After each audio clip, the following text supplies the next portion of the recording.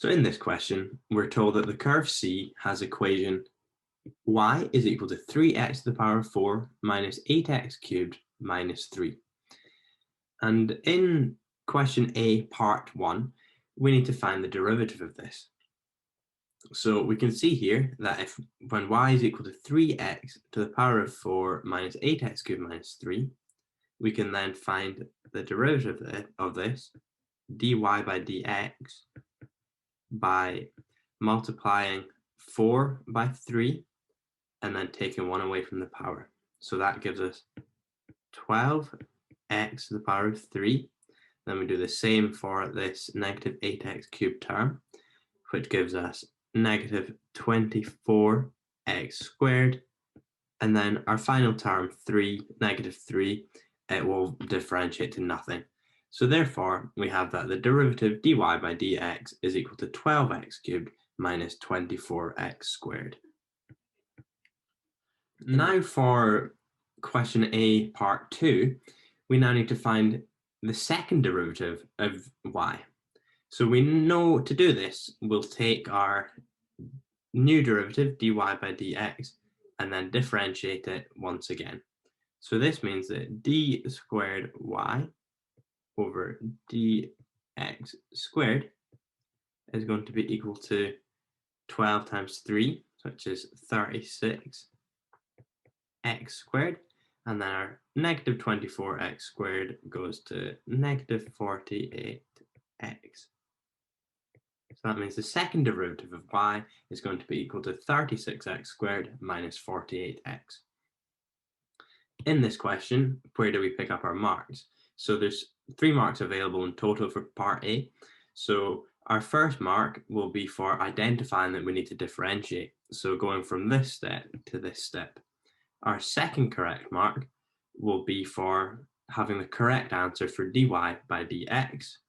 And then our third mark will be for correctly differentiating to find the second derivative.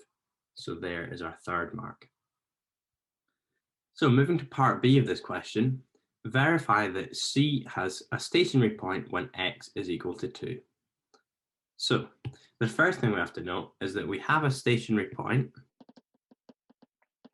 when our derivative is equal to 0. So what we need to do is take our derivative, which we found here in question A, part 1, and sub in the value 2, and then we'll verify that if that's a stationary point by showing that dy by dx is equal to 0. So recall that our derivative, dy by dx, is equal to 12x cubed minus 24x squared. So then if we substitute 2 into this, this will give us 12 lots of 2 cubed minus 24 times 2 squared, which is going to be equal to 12 times 8 minus 24 times 4, which is equal to 0.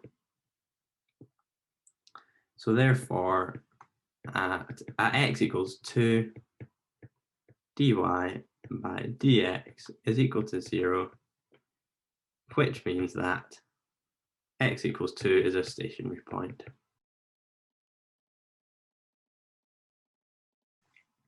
So in this question, there was 2 marks available, and we will receive our first mark for substituting 2 into the derivative. So that is at this stage, and then we'll receive our second mark for our statement concluding the question and saying that dy by dx equals 0, so x equals 2 is a stationary point. So for part C of this question, we are asked to determine the nature of the stationary point, and we must give a reason for our answer. So our first thought is, how do we find out the nature of a stationary point? So what we need to do here is use our second derivative. So that's d squared y by dx squared. We need to use this and substitute in x equals 2 We're to substitute in x equals 2 into this, and then we will have that if d squared y over dx squared is greater than 0, then we have a minimum. And likewise, if d squared y by dx squared is less than 0, then we'll have a maximum. So without further ado, we have the knowledge that we need to do to carry out the question. So then we have that the second derivative, we recall, is 36x squared minus 48x. So therefore, we can write that out here, substituting 2 into it. Equals to 36 multiplied by 2 squared minus 48 times 2. So carrying out this calculation, we have 144 minus 96, which is equal to 48. Then we can see that 48 is clearly greater than 0, which implies that we have a stationary point, which is a minimum.